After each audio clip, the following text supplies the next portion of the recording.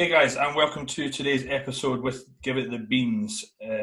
Today's guest, I usually have a funny story, but I'm not on too, I think I would say I'm an acquaintance of today's guest, but many of you will know him as a massive social media influencer. Some of you know him for how shredded he will get in his physique. It is the one, the only Mr. TM Cycles. How are we doing, buddy?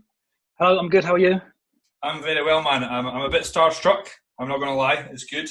I like your poster of yourself in the background. Yeah, mate. Well, hey, I'm a little bit vain, but all us bodybuilders are, right? I mean, that's why we do. Why we do. I can't see a picture of you in your background, mate. I'm not at that level of. I'd rather have someone paint me instead of just like an actual picture. Now, before we kind of crack on with today's episode, there's maybe people thinking, right, TM Cycles, who is this guy? They maybe been living under a rock, my man. So could you give us a brief introduction of yourself, who you are, your sort of journey within coaching, bodybuilding, but also just a little bit more about, like, say, what you do in the current day? Yeah. So at the moment, I've got a few fingers in different pies. So we've got the member site going, YouTube, Instagram, social medias. We've just starting to go into the world of online gaming, so like streaming. So over the past couple of weeks, I've just been setting up all this equipment, which is quite a nice avenue to go down. And sponsored athlete by Insight Supplements, and also an online coach. And in terms of like where it all started, it would have been back in about like 2012, I think it was, when we had the Olympics. And I studied a year at Lewisham College doing my level 2 and level 3 sort of PT qualifications. Not that they're anything to gloat about. It just got that was my sort of my entrance into the industry, where I met Luke Johnson. I think you know Luke Johnson, owner of PTC, or used to be called Shredded by Science, and co-owner of De Novo. So we've kind of been working together, bouncing off each other for the past, I don't know, like however many years we've been together now. So he's been a massive influence and a massive help in my sort of entry into the industry, really. Now, you mentioned that it kind of all started from there. Now, to go from just a level 2, level 3 PT to you now have a private member site, you have a massive influence on social media, you're now setting up gaming. How did it develop for you? Was it an idea? Was it something that you sort of just started and it grew arms and legs? Or because someone out there's thinking, oh, well, I could do my level 2, level 3, and then before you know it, I'll have my own private member site. And I guess it's probably not as easy as that. So I'd love to get an insight of how did you build from, because I've done level 2, level 3s as well. How did you go from that to where you are now? So it was just, I always understood when I did my level 2, level 3, that it was the bare minimum. And throughout the whole 12 months that I was at Lewisham College, I was working sort of alongside Luke, and he was my tutor. So each month, remember when Alan Aragon used to release his sort of monthly review? So we used to like ring binder, I had a massive ring binder about that big, almost like a Bible of supplementation, nutrition, training, and along, other individuals in the industry like Brad Schoenfeld, for example. So, and then what I used to do was collate all that information and try and tweet it in sort of like an easy to understand format. And I suppose that from 2012 up until this day, I've been trying my best to try and condense a lot of the information that is possibly out there from very intellectual individuals. Not that I'm putting myself down at all, but I'm in the sense that I think a lot of people, they'll go from their level 2 and level 3, and then they'll get lost in this sphere of, am I supposed to follow bro science? Am I supposed to follow reps in reserve? So it was about trying to take on board as much of that information as possible and then release it into sort of easy to understand content, really. Yeah, and I think that you do that very, very well, because let's face it, level 2, level 3, you'll know a little bit, but then thereafter, unless you've been to university, it's pretty much a bit of a mindfuck, really, because you got one guy on Instagram saying this, as you said, one guy on Instagram saying that. So to be able to put it in kind of, we could say, layman's terms, is exactly what people, the majority of people will want. So how long were you, obviously online now, but did you do sort of one-to-one for a few years first and then go into the online business, or was it straight online? Yeah, it was one-to-ones. I was doing the classes in college at Lewisham College, and then I was doing sort of like boot camps with females in my local area. So there's like a big rugby pitch near where we live. So I used to do sort of Saturday group circuits and then like one-to-one stuff. And then during that time, I always had, you know, because Luke was very much in this 8, 10, 12-week, almost like bro style coaching packages, that's what I wanted to do. So in that time, however many months it was when I was doing one-to-one, it's when I was building a little portfolio on Twitter and Instagram.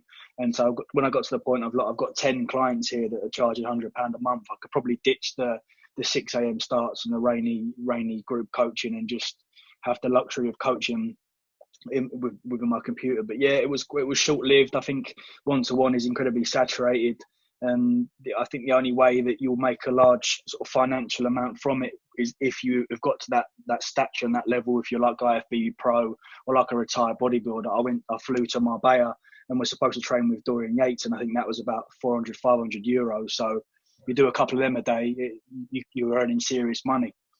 Absolutely. Now, if there's PT out there listening, and there'll be many that look up to yourself, that aspire to have a sort of business like yourself and build their brand. Yeah. But a lot of them, I think, and I was really bad for this, you get so busy being one-to-one that you don't really know where you're going, what you're doing. You've not got an idea of what, okay, I woke up and I'll take a photo of me with my top off in my bathroom mirror and I'll post that on Instagram. And maybe it'll get some followers, maybe I won't. So for any coach out there that's maybe listening, they're probably thinking, Vaughn, ask him how he did it, ask him how he grew his following. Would you say that is it because you just understand people, or could you tell the listeners, you know, what research did you do when it came to sort of marketing? If there was maybe, let's say, 3 tips, if we could, because that could be a whole podcast, I'm sure.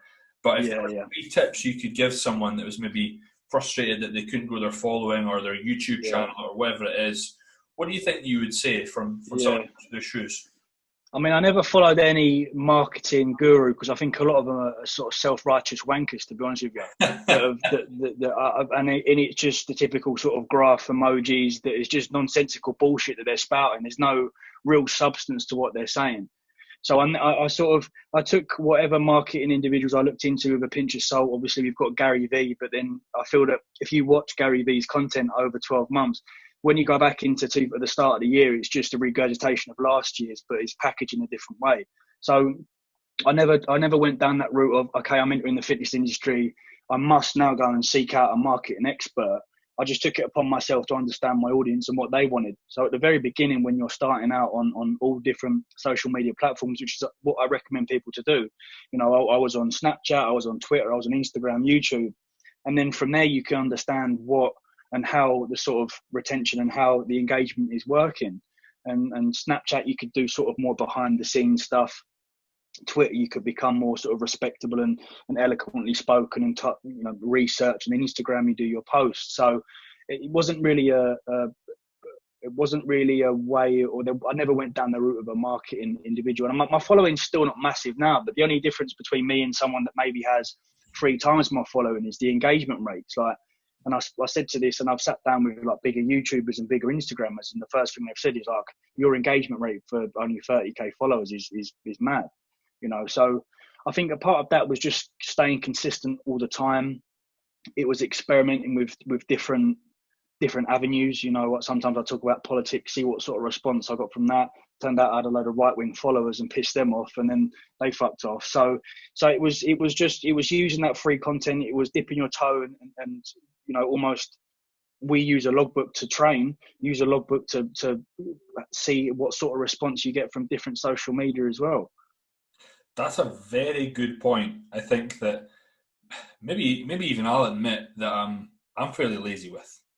And I think not enough people will look at insights and when they're sort of maybe perhaps target audience are actually on Instagram. Maybe right now, current situation, it's fucking all the time, right? Yeah. You mentioned about sort of regurgitated content and finding your sort of target audience. So how long did it take you to really narrow that down? If you'd been sort of, as you said, the log booking and building the brand up and time again, how long did that take you? Probably about 3 or 4 years of grafting on YouTube and grafting on Instagram to see what sort of engagement I was getting. And then it's only probably been the last couple of years where I feel like I've sort of solidified myself within the industry and started getting a bit of respect from people. And it does take a while, and that's the biggest thing with social media and generally, growing profiles is the consistency, because people drop off all the time, and it doesn't happen overnight. And even in the occasion that it does happen overnight, you see these Love Islanders, they're following, they'll hit 1 million, and then all of a sudden the 1 million followers that they've got are not really the audience that they want, and they'll start posting content that they want to post, and then they'll just drop off completely. So it's always good, and I'd always, it's almost quite nice grafting for 5 or 6 years to see what you've built, and then you can sort of say, look, I'm here now. I can sort of solidify myself in the industry. So that was my door. I thought my packages had been. That's all right, man. If you need to go grab it, you can grab it. Don't worry, it's my missus. I seem to be buying more stuff in isolation than I did outside. Mate, I think we all are. It's the one thing, like, you can only get out of the house once a day, so you need some sort of excitement, right? I think that's like a real hit home point, is that you did it for 5-6 years consistently across all platforms. Now, that would have been probably at the start on top of your 1-to-1 hours, but then the amount of time that it probably took you to spend on all these platforms. Well, I'll ask you, how long would you say it took you in the early days, and probably now, but did it take you online on all these apps, hours across the day? What do you think?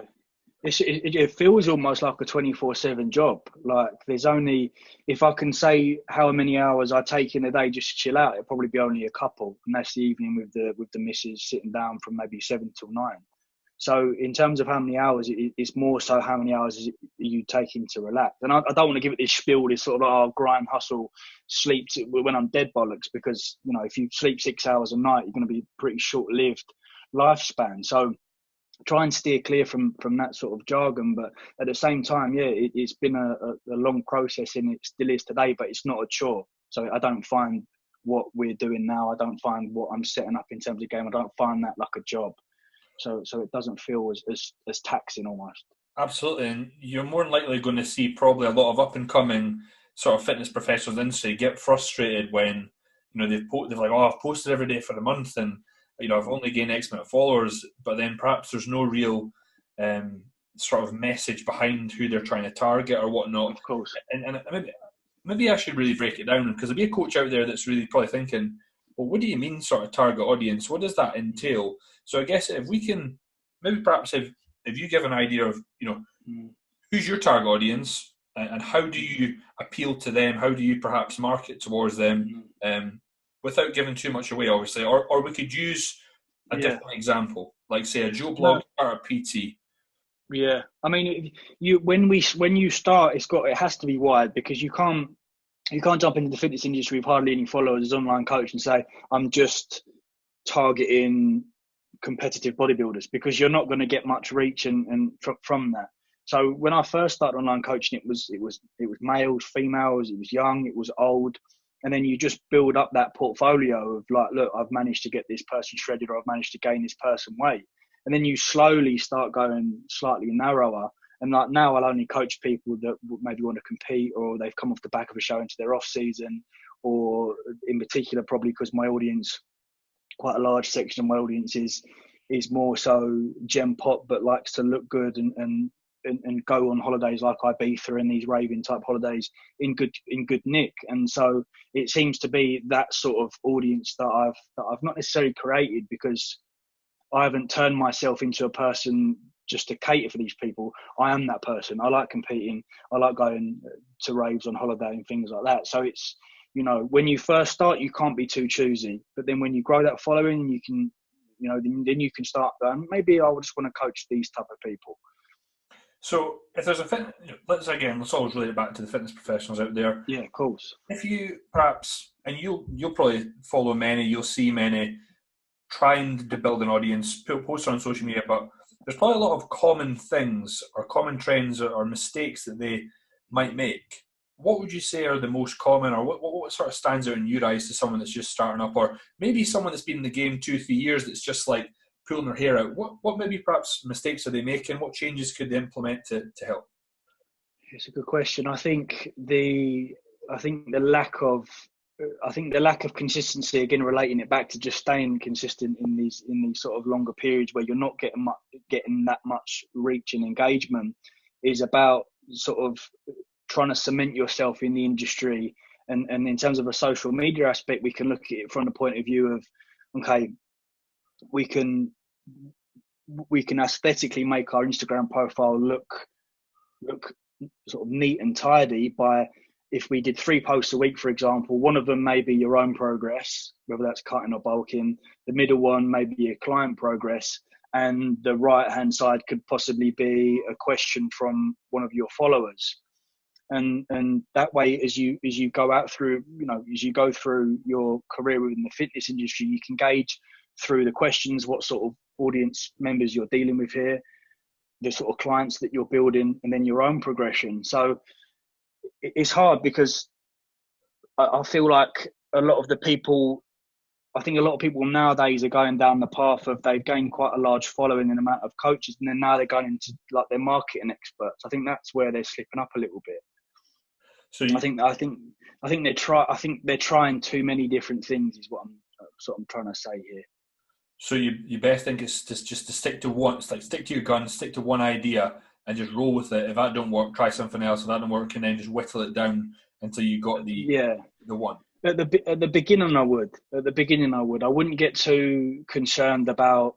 It's a tricky one because you can look at it from 2 different perspectives. You can go, right, if I'm just trying to master the online coaching, then I'm losing out on social media. So you need to have that balance. But it is hard because what's going on in my head now with what people are doing wrong in terms of online coaching is getting far too wrapped up in that whole lot sort of Love Island effect, and they're slightly too concerned possibly. It's tricky. It's hard to sort of to convey what I feel it's got. I don't think as an industry we're going too badly wrong at the moment, to be honest with you. I think where we're heading in terms of online coaching in the industry is actually quite good. I think we've done quite a nice U-turn. It felt like a couple of years ago we might have been going down that bro side of things, but generally I can't see a huge amount that's going wrong with too many people. Yeah, I mean, I know that for sure. After it was about 2-3 years of me doing online coaching, I think that one of the mistakes I made is that without realising it, if I didn't know my vision of where I wanted to go or what I wanted to create. So I think instinctively you almost not copy, but you're somewhat like you might see someone else's social media and then, oh wow, that post and that wording kind of looks good, so I'm going to start speaking in this manner. And I feel that's where I kind of went wrong back in the day. 100%. Thank you for saying that. I think one area, and that's not just for online coaching, that's for social media in general. And it's fantastic that we can take inspiration from the top dogs in the game. That's perfect. But far too many people are trying to imitate that and almost try and create themselves into something that they're not. And because we're so on the ball nowadays, you can see that from a mile away, So that's a massive point to make is you need to cement yourself. And it's very cliche to say because everyone, it's like you always see that in some motivational bollocks of a cloud behind a lion. You're like, you be yourself. But it's so true. It's so true. You must not deviate from the path. I think if there was a picture of yourself, your face, and it said, be yourself, I'm sure that a lot of people would buy that. Yeah, I mean, I just can't stand the motivation drivel. I really can't. It seems like everyone's doing cold showers at the moment as well. Like Wim Hof techniques. What I like is that, mate, you are exactly on this podcast about, you're exactly who you are on your social media as well, which is fantastic to see because I think, again, at times, and again, I've been guilty of this, we put on this, I've put on this act or persona of, I'm this sort of person, and you meet them in real life and you go, but from your social media, I thought you were an arrogant twat, but in real life, you're actually really, really sound. I mean, that's something that I felt I've done wrong, so I didn't know if you have perhaps seen that in others, but I guess one of the things that people want to know listening is they want to know, how did you go from online coaching to such a successful, massive private member site? Yeah. Was that, again, you mentioned that you didn't really follow marketing gurus, you learned the trade yourself, and I think that the one thing about yourself is you understand people very, very well. So for anyone listening out there who thinks, you know what, one day I want to have my private members site, any advice for those listening? Yeah, don't do it. Don't do a member site because it's too saturated now. Everyone's creating their own member sites to the point where I'm now thinking, well, you know, you see it. People grow, and I spoke about it before on podcasts. Is that people who want to create member sites see money and figures instead of content being produced. When I first started, I never had any intention that I'd have nearly 3,000 members. It was like I thought I'd hit 50 and that was enough, because the whole reason why I created mine was because my YouTube was about to get banned. Now, like we said, we started in 2012. I've been grafting for 6 years. It was on the day of my contest, so you're meant to keep stress levels low anyway. And I received a message from YouTube saying you've got 2 strikes, 1 more, and your channel's gone. I thought, I was at 30,000 followers at that time. I started panicking, so I had to delete all the YouTube videos, and I had about 10 million views that just went completely. So I thought, well, I feel like I've got the knowledge where I could charge for my service, where people were probably giving far too much anecdotal information now. So then I went down that route of growing my member site, and then now I've had it for a couple of years. I'm not just covering anabolics, I'm covering how we can grow your social media, how you can create websites, how you can create and grow your Instagram and things like that. So it's tricky because you've got absolutely, but the one thing that I'd recommend if you are thinking about opening a member site is try and be as niche as possible, because I see people now. So there's a couple of people that have created member sites that information you can find on YouTube, you know. So and it's tricky because when you asked me about the online coaching question a few minutes ago, I don't really consider myself an online coach. I've only got a handful of clients, and I like to keep it that way. So, you know, I've got 15 clients. I program them on a Monday and Tuesday, and I check in Wednesday, Thursday, and Friday.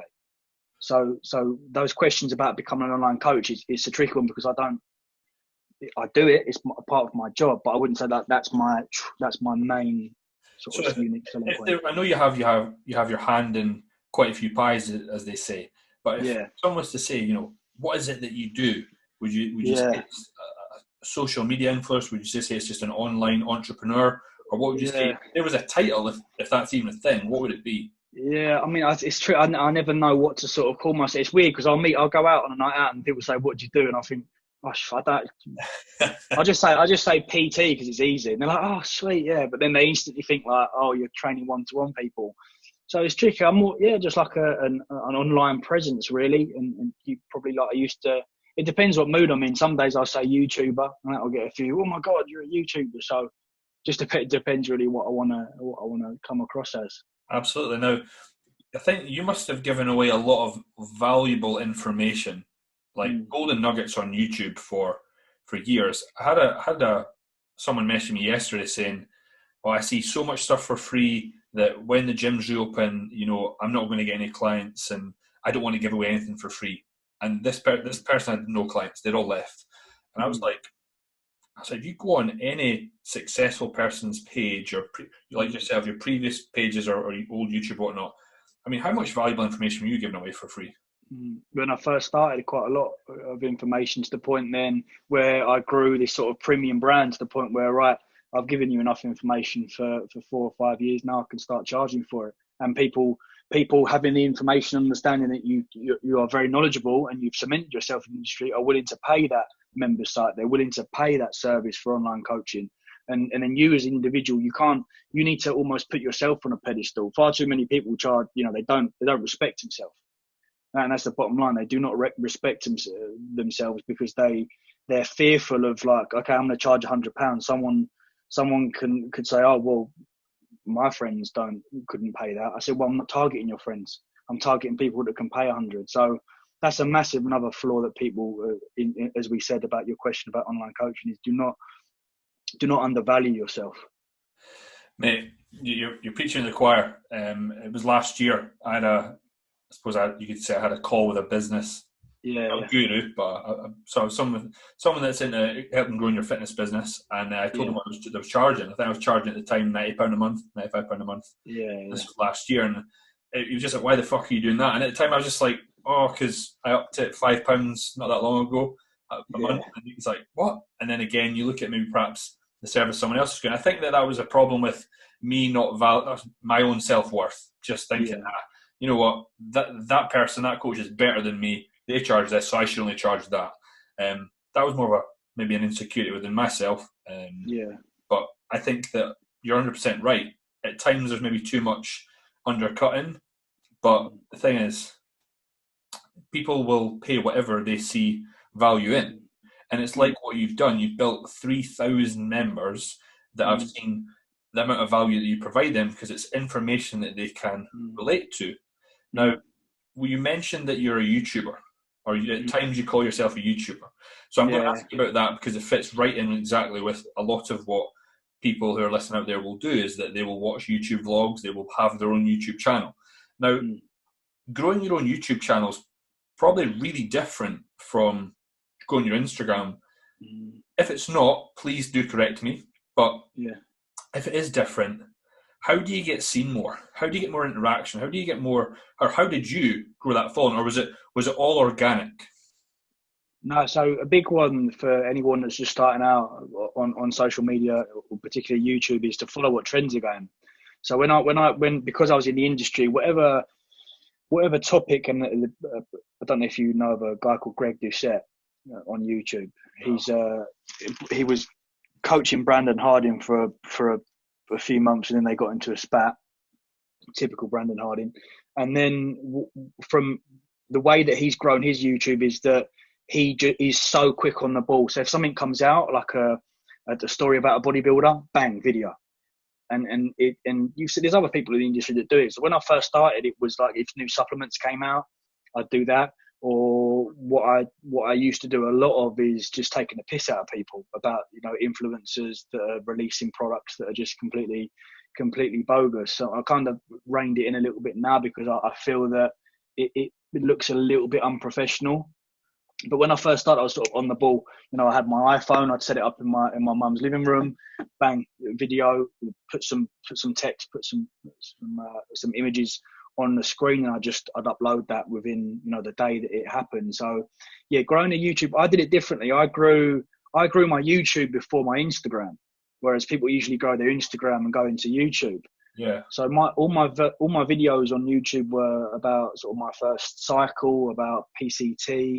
And it was very sort of monotonous, monotone, and it wasn't really clicky. It wasn't really vloggy. It was more of an education platform. And then I started going into a big fan of Casey Neistat's vlogs. So then I started incorporating this vlog type video where it may be 10 minutes long, and I'll do some music of me making my coffee, and then we dip into some education, then back into lifestyle, then back into education. So it wasn't just 10 minutes me sitting in front of a screen, because your retention rate drops off. Yeah. If we're doing a topic about, I don't know, like today, online coaching, first segment might be chatting to the camera, then we'll go drive somewhere, a bit of music, then talk about more online coaching. So, you could do 5 points and just spread it over 10 minutes instead of 10 minutes just sitting there going, step one, this is, do you know what I mean? So just, keep that retention rate high. Mate, that is I love that, because I did a prep series vlog, and I'm doing an off-season vlog. Yeah. And in it, what did I do? Sat with the camera. Yeah. And I broke the video up with some stuff that had happened during the week. Maybe we'd had a team meet up and we'd been training or whatnot. But the idea of in the car, in the coffee and the music, it's something I've perhaps watched you do or watched others do, but never really, I've never paid attention to it because I've been too grasped within what's going on. I've been just following it. But I've never taken a back seat and thought, wow, that's actually a strategy that I could do to get more viewers, because I've kind of went down the route of, we put a lot of stuff on YouTube for exercise tutorials, free exercise tutorials. They're all on YouTube. So in the current situation, people could go to it. But within that, obviously, we've tried to just use Instagram to build YouTube. But YouTube's never been something I've actively tried to I want loads of followers. It's just been a place of, cool, that's a bank of say exercises that we could just have as a link. But I guess for yourself, and for a lot of others out there, you can be paid just by solely putting videos up on YouTube, and that could be class. Now, for someone out there perhaps who's listening that wants to do that, Now, you're a very open and honest man. Would you say there's any drawbacks to that? Is there anything that you think, you know what, at times, like all jobs, it's fucking shit, it's totally crap. You mentioned about being on your phone 24/7, which I think a lot of us are these days. But is there any drawbacks to perhaps being, a constant, vlogger or YouTube, just to give someone out there like a real hard-hitting home message, or is it all, sunshine and rainbows? Yeah. Well, you're just more open to criticism, and the whole point with vlogs is that, and you spoke about providing educational content about exercise libraries, which is fantastic, but then you need to decide, like, are you an education provider or are you a personality, you're your own brand? And you can do both at the same time. You can be your own brand, and dip into the world of exercise libraries. But when you, and this is, and you can see it now, it seems to, like, the past couple of years, I've seen people that have cemented themselves in the industry as education providers, but there's no life to them. It's just this monotonous script almost. And then what they do is they understand that because they're not getting the reach that they thought they would or they wanted to, and then they start becoming like this falsified comedic act. It's like, oh, it's just dropped me out. It's so awkward. So the benefit, I suppose, of that style of vlogging where you're filming a bit of your coffee or showing what clothes you buy, that's when you become more relatable, because people go, oh, I'd shop there or I'd drink that coffee. So it's like this best of both worlds of, like, education and lifestyle as well. But then you're just open to criticism, which you end up with thick skin over the however many years you do it. If someone takes a piss out of my clothing, I think, it's never got to the point where someone's wanted to increase it to the point where they're meeting me at an expo. It's never like that. It's always going to be someone behind a computer screen, which is fine. Like, everyone's, you could release the nicest content in the world, and someone's will always think you're, an arsehole. So I wouldn't be too concerned about that. But yeah, being on all of those social media platforms and having to pull content from that vlog, it's time consuming. And that's one thing that I fell into last year, was sort of friendships and relationships being affected, because I was sort of so, this was almost took over my whole life. Do you think, though, there's perhaps, to be as successful as you are, do you think there has to be a dedicated time where you kind of just go all in like that, and you do commit everything to it? And those relationships may suffer, but you build up what you've built. Yeah, I mean, you don't have to. It just means that the process might be a little bit more drawn out. You know what I mean? So it's almost like when we look at trying to gain a certain body composition and a certain weight, you have these phases where you push body weight up, don't you? You could probably get to 100 kilos in a couple of years, but you probably get to 100 kilos in a few months if you dedicated a solid amount of time to eating and training. So you don't have to go, balls to the wall. I'm going to completely not speak to parents, and I'm not going to speak to my girlfriend. You don't have to do that. It snowballed for me, because I was seeing the success, and I didn't want it to stop until I almost sort of burnt out. So you don't have to. I think it's sort of like business rhetoric, where you have to constantly grind and hustle to get to you can get to the top in adequate time, but it may be beneficial if you have these little spurts where, like, you're doing 6 to 8 weeks where it's like hardcore marketing and hardcore social media content. Absolutely. And would you suggest that every 6-8 weeks, just a massive trip to Ibiza with the boys? Yeah, well, I sort of, last year it was, I did far too long working, and then went to Ibiza and just burnt out completely. Whereas now, 2020 was meant to be the year where I go on holiday once a month. So I do like 3 weeks of hard graft, content planning, releasing clothing, releasing whatever, and then I'd spend 5 or so days in a sort of foreign country, still working, but just enjoying the sun. And now coronavirus hit, and I can't do any of that. But I would recommend more of a, to fit into that balanced category, where you're probably giving yourself more of a break from work more frequently, and then going hard for 3 or 4 weeks, and then having a break.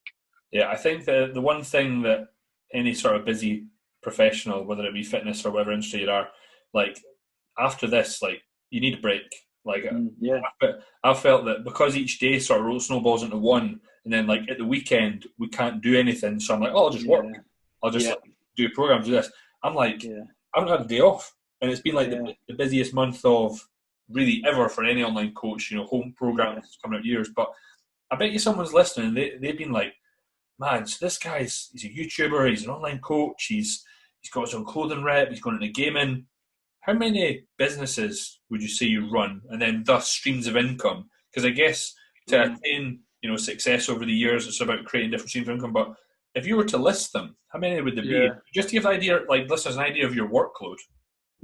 I don't. It's like online coaching. I still don't see online coaching as a business. I see online coaching as a job. I still feel that you're having to. I think some online coaches get far too it fall into the trap of, I've got my own business. It's like, it's not really like, okay, you're an online coach. So I just find they overexcite that area too much a little bit. But yes, I've got online coaching. I also do sort of single individual training plans and nutrition plans and Skype calls for people that maybe have got their nutrition nailed and they want a training block sorted. So I do online coaching and training plans and Skypes. And then I've worked with Insight Supplements, which have been great. Jumped on board with them a couple of years ago because I was looking for that more sort of American style pre-workouts that probably push the boundaries of certain ingredients a little bit, and that we work well together. And we've now got Josh Bridgman on board and a few other athletes, which is fantastic. And then we've got the members site as well, which is probably my sole source of income. And then I'll do sort of clothing drops every now and then.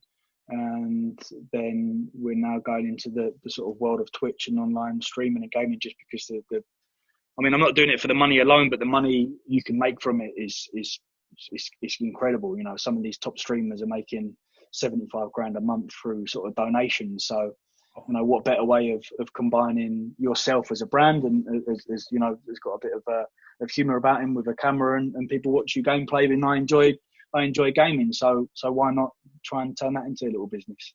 I love that, man. That's awesome. Just a little sort of side hustle. It's great. Well, it's a massive side hustle, should I say. Now you mentioned about Josh, and he's been on the podcast before as well. I'll know him. He's a client of Cal, who coaches me as well. You mentioned that you guys will be going through a prep next year together. Someone out there wants to know. You mentioned it was all about. I think it was on yourself, or was it Cal's page, about redemption? Coming back. Someone out there doesn't know what that story is. Could you give them a little bit of an insight to what it is, but then what your plans are for next year and competing in certain shows and whatnot? Yeah, so my first show was as a junior, and that was my best ever look, because I think as your first show, you're nervous to sort of push the boundaries of IFM a little bit, and you're so concerned about, I must look good on stage, that you get so, in this your own bubble, that it's just like foot is straight to the floor with your work ethic and training and cardio. So I posted a picture of it the other day, and I think I was only like 78 kilos. My legs weren't really dialed in, but my condition was the best it's ever been.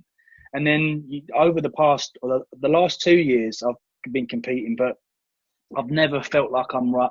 I've never felt like I'm really into it. I've been more concerned about looking conditioned for Ocean Beach in Ibiza than I was looking conditioned for the stage. And no, I'm not afraid to hold my hands up and admit that. And that's just the sort of the mind frame that I've been in over the past couple of years, is being more concerned about that side of things. But now I feel like I have cemented myself a little bit, and I've possibly matured and calmed down a little bit, and the following from males and females sort of went to my head a little bit last year, and now I've sort of sorted things out a little bit.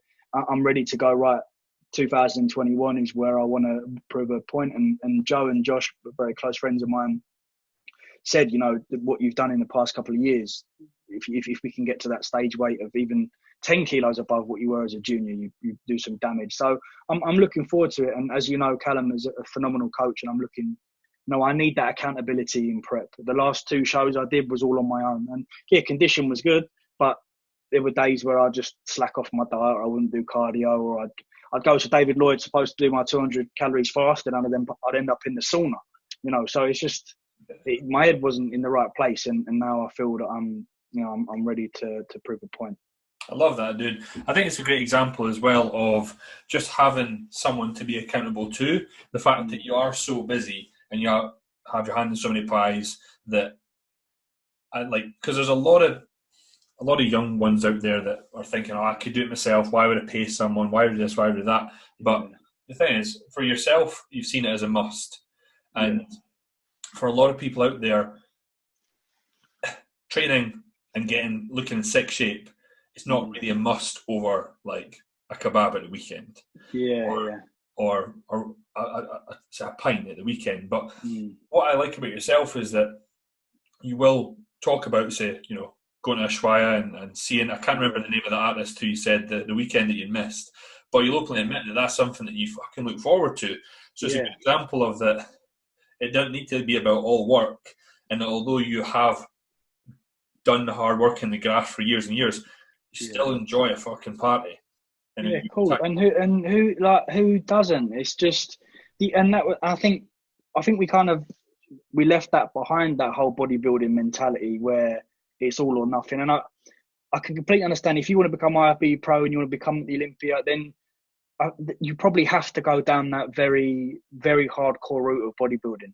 But for people like myself that, you know, I want to look good on stage and I'm not out to become a pro and maybe I can place top 3. My concern isn't that you know, my concern isn't to become pro. So, I'm only human. I'm not afraid to admit that I'd like to go on, you know, to Ibiza and drop out for a few days. That's just, you know, and a lot of people do as well, just to probably too frightened or too afraid to possibly open up about that and in fear of that somehow damaging their brand. Yeah, and mate, that was me a few years ago. Back in the day, I was the one that was probably starting the parties, and I was the last one home. And I did a whole role reversal where I stopped all of that. And then I would get like frustrated if I had clients and whatnot that were doing something like that. And it was my own sort of idea in my head of, this is what you should do, this what you should do. And eventually I was like, well, Vaughn, you know, you don't want to necessarily go to Olympia. It's all right to have a beer every now and then. It just was something that I was trying to be someone that I'm not.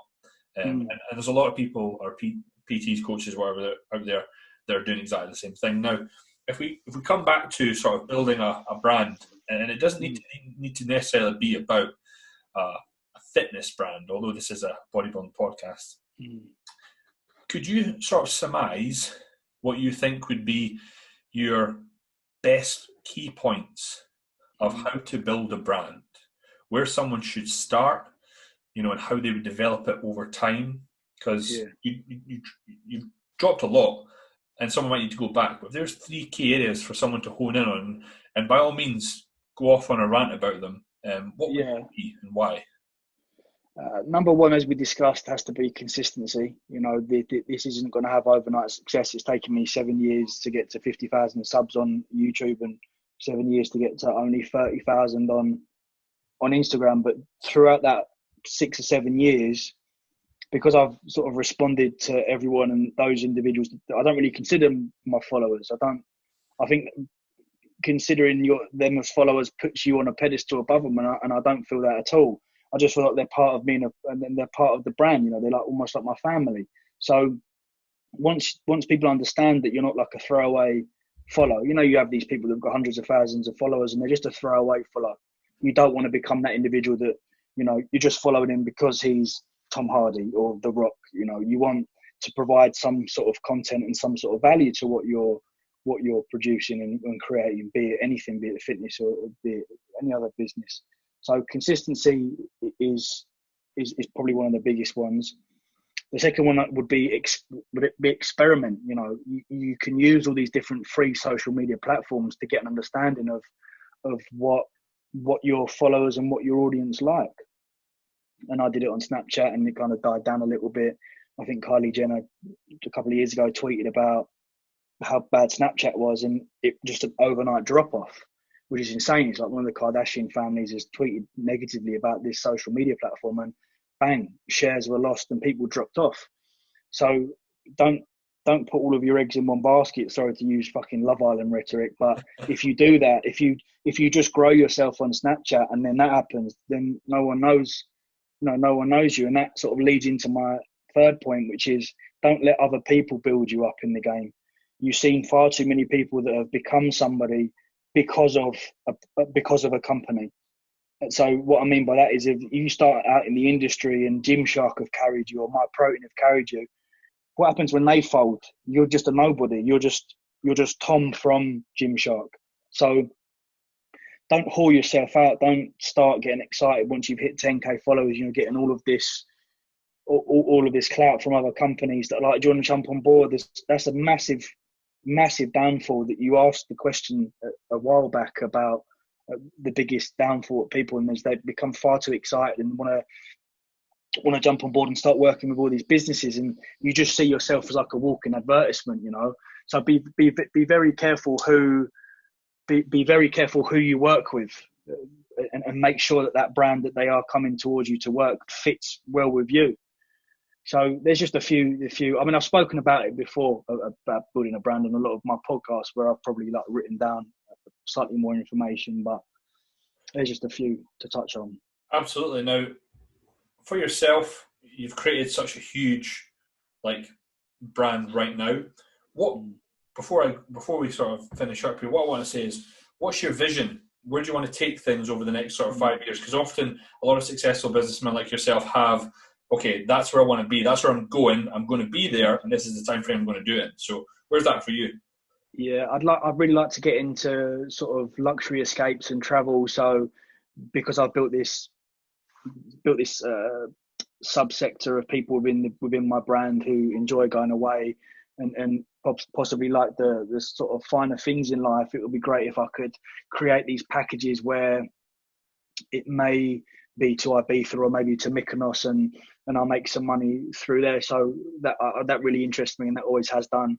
And I sort of tested the waters a little bit and put out a few stories on my Instagram with some images of like big villas, and said, you know, would people pay X amount if I sorted your accommodation and I sorted your nights out, and maybe we brought a film crew, and we did like a season almost in a few days in Ibiza, where we'd have camera crews, sort of behind the scenes camera crews kind of budget, and we created this vlog, and we did a couple of them a year, and the response was fantastic, you know. So I'd love to go down that route, and I'm really into design and clothing. So obviously I did this TM Cycles clothing release, but I kind of didn't like the mass production side of things, and I know that's a big part of clothing, but my future plan is to create a separate entity to TM Cycles of a clothing brand that we cover a wider range of products, not just t-shirts with TMC on it. I think it was a lot of work went into it, but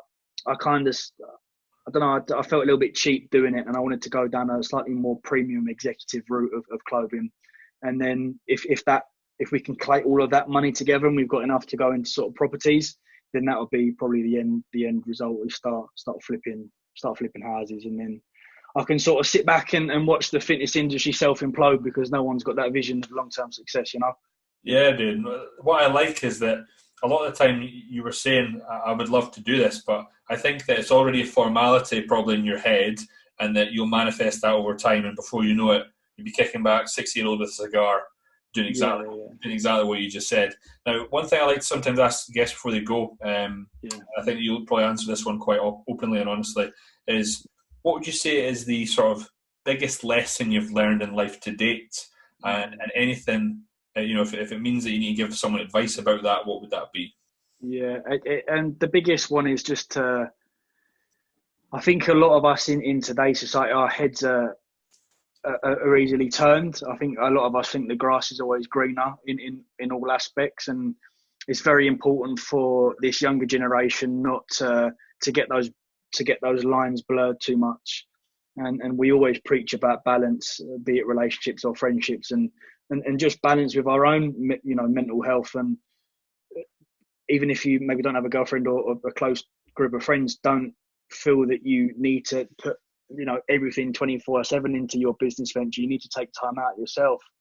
And as I said before, sort of 2019, I saw the money was increasing, and I got addicted to that almost, and got addicted to the response that I was getting from certain people on Instagram and social media. And it's dangerous to go down that route. You have to be very careful. So that's just the biggest point. You know, don't become too attached to one idea. You know, give it your all, but just give you know, ensure that your own mental health is stable enough to pull back a little bit.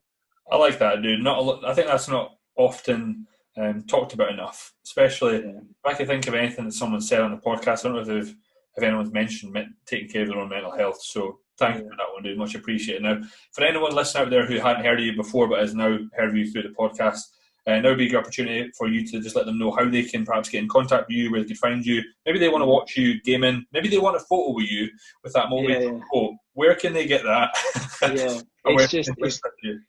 It's all TM Cycles apart from my website, which is thomasmaw.co.uk, but all of my social media platforms is TM Cycles. Apart from my Twitch, I think someone made a TM Cycles Twitch on purpose so that they couldn't, because now it's TM Cycles _. But I'm going to message Twitch and say, look, I think some prick has done this to try and make me buy it off them. But yeah, TM Cycles on Instagram and Twitter and YouTube. Awesome, man. So just a massive thank you from myself for the followers that requested you on. They thought it would be a good one. There was a lot of I'll work with a lot of coaches, and a lot of coaches will follow me, and they wanted to kind of know you are a huge influence to them. So I think that from this podcast, they should get inspiration from it.